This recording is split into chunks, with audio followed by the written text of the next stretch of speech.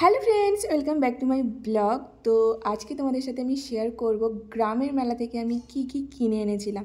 তো সেদিন যে আমাদের এখানে বুদ্ধ পূর্ণিমার মেলা হয়েছিল, যদিও আমাদের গ্রামে না, আমাদের পাশের গ্রামে মেলা হয়েছিল। তো সেদিন সেখান থেকে কি কি এনেছিলাম।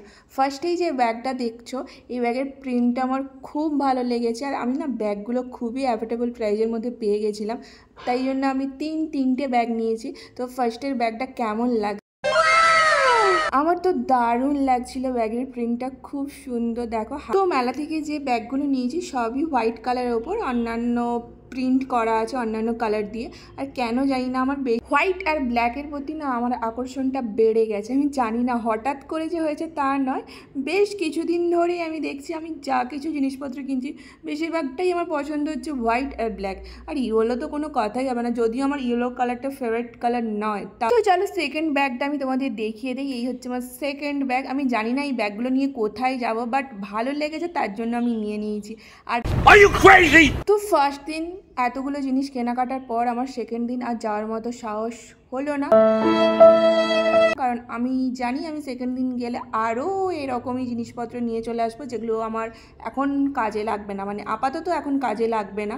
আর জানি না এই সব জিনিস নিয়ে আমি কোথায় যাবো, এতগুলো ব্যাগ একসঙ্গে নিয়ে নিয়েছি, কত ব্যাগ পড়ে আছে আমার। তো যাই হোক, এটা দেখে সবাই বলছে আমি নাকি থলে নিয়েছি, যাকেই দেখেছি সেই বলছে আমি নাকি থলে নিয়েছি।